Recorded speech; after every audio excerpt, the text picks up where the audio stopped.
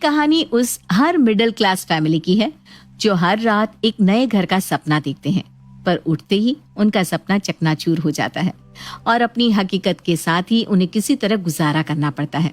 तो आइए आपको ले चलते हैं शर्माज हाउस में। शर्मा परिवार एक भरा पूरा परिवार था। परिवार में 2 बेटे, 2 बहुएं, उनके बच्चे और सास ससुर थे और इतने सारे लोगों के रहने के लिए गिनकर 3 कमरे, जो कि बड़ी बुरी हालत में थे। रात को सीमा अपने कमरे में सो रही थी कि उसे अचानक कुछ अजीब सा महसूस होता है। प्रवीण उठो ना, ये कमरे की सीलिंग ऊपर कैसे जा रही है? सोने दो ना यार सीमा, ये तुम दिन भर हॉरर मूवीज और टीवी सीरियल देखती हो, उसी का नतीजा है ये। अरे पर मुझे ऐसा क्यों लग रहा है कि मैं बिस्तर के अंदर धंस रही हूँ?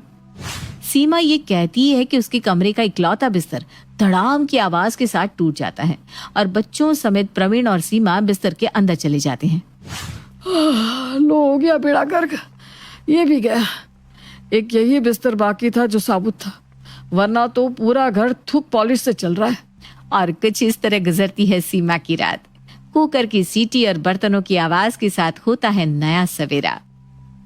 एक तरफ भागती दौड़ती सीमा सभी के लिए नाश्ता तैयार कर रही थी, दूसरी ओर प्रिया अपने बेटे को लेकर बाथरूम के बाहर खड़ी थी।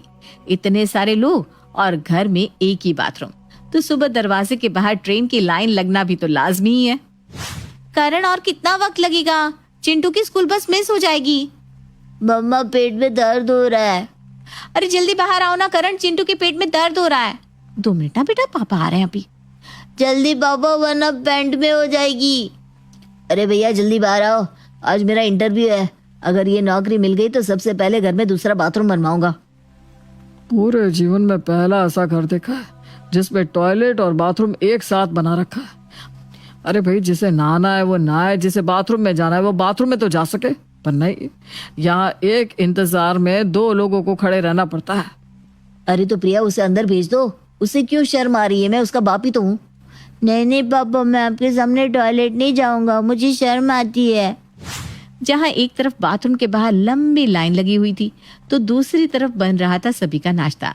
सीमा मसाले का डिब्बा ढूंढने छज्जे पर हाथ डालती है तो छज्जे के ऊपर से बाकी सामान नीचे गिर जाता है। कैसा किचन है! आज के जमाने का किचन होता तो प्रॉपर ड्रॉअर में सारा सामान रखती, पर यहाँ तो सब कुछ एक ही में है। एक छज्जा, वहीं बर्तन रखो, वहीं मसाले, वहीं राशन। एक सामान निकालो तो सारा सामान बाहर आ जाता है। पता नहीं कब ये घर बनेगा। और कुछ इस तरह शर्मा परिवार के लोग जैसे तैसे खींच तान कर गुजारा कर रहे थे। और फिर हर घर की तरह रात को खाने पर होती है एक सभा। कोई है तेरे जीवन में प्रिंस तो बता दे बेटा, नहीं तो फिर हम लड़की देखना शुरू करें। अब और देरी करनी सही नहीं है। यहाँ आएगी लड़की? क्या बात कर रही हो मम्मी? और वो सोएगी कहाँ? हॉल में जहाँ मैं सोता हूँ। 8-10 लोग हैं घर में और कमरे गिनकर 3। किचन इतना छोटा कि आदमी हिल भी ना सके। बाथरूम इतना बड़ा कि वहीं से 3 कमरे बाहर आ जाए। ये देखकर आएगी लड़की? अरे इतना ही नहीं, घर की चीजों की हालत का क्या कहना। हर सामान टूटा पड़ा है। छत की तो यह हालत है, जब देखो चूता रहता है। वो तो भगवान का शुक्र है कि अब गर्मी आने वाली है, वरना हर जगह बाल्टी और बर्तन लगाने पड़ते हैं।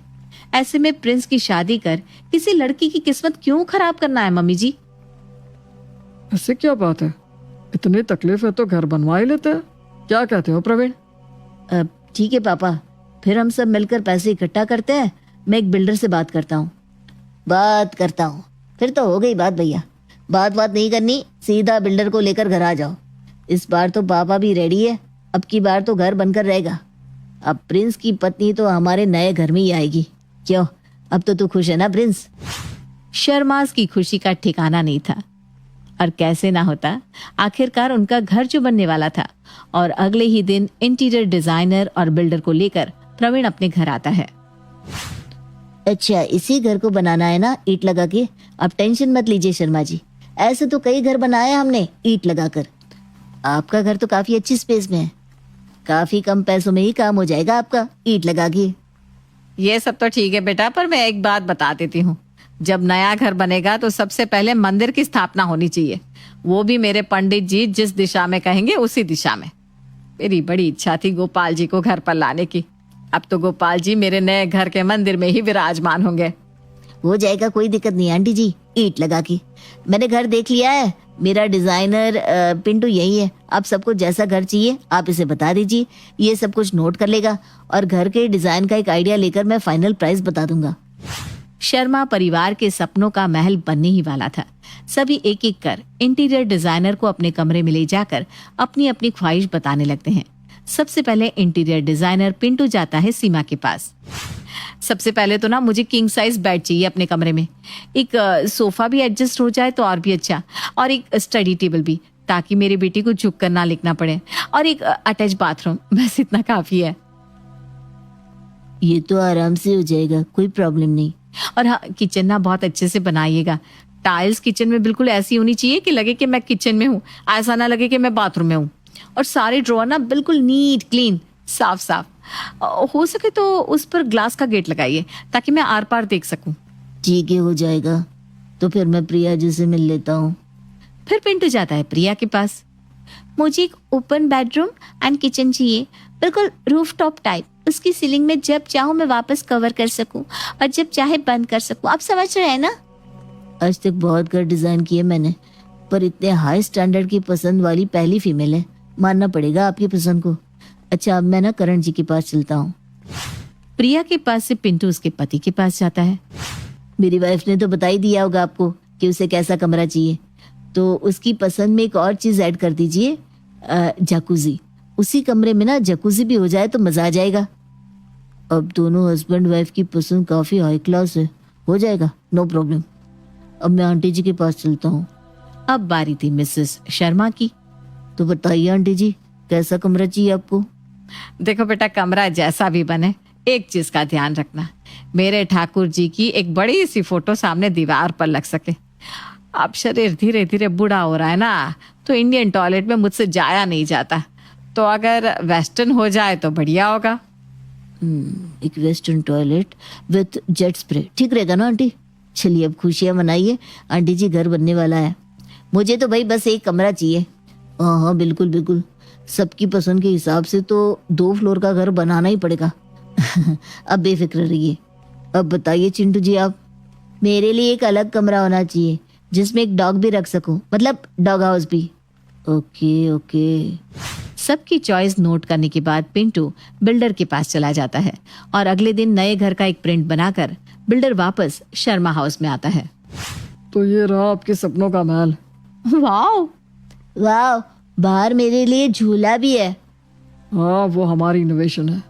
वैसे आप लोगों की चॉइस के हिसाब से बजट तो बहुत भाग रहा था, पर कम करके 70 लाख में सब हो जाएगा। 70 लाख? इतने पैसे नहीं है हमारे पास। 20 लाख में कुछ हो तो बताइए ना आप। इतने में तो एक ढांचा ही दे पाऊंगा मैं आपको। तो फिर रहने दीजिए, जब पैसे इकट्ठा होते हैं हम आपको फिर बुला लेंगे। नमस्ते। कैसी किस्मत है हमारी। फिर वही बाथरूम के बाहर लाइन में लगना पड़ेगा। और सभी के सपनों का महल उनके सामने ही वापस लौटता देख रहे होते कि तभी दरवाजे पर एक दस्तक होती है। प्रिया जाकर दरवाजा खोलती है। जी, हेमंत जी घर पर है? हाँ, मैं उनकी पत्नी हूँ। कहिए। ये नोटिस है, उनका पीएफ क्लियर हो गया है। कुछ बैंक के प्रोसेस पूरा कर देंगे तो 50 लाख उनके अकाउंट में आ जाएंगे। मेरा पीएफ क्लियर हो गया? वाह प्रभु, अब तो घर बन पाएगा। ये सुनते ही प्रिया जोर से पुकारती हुई आती है। रुक जाइए गौरव जी, घर बनेगा।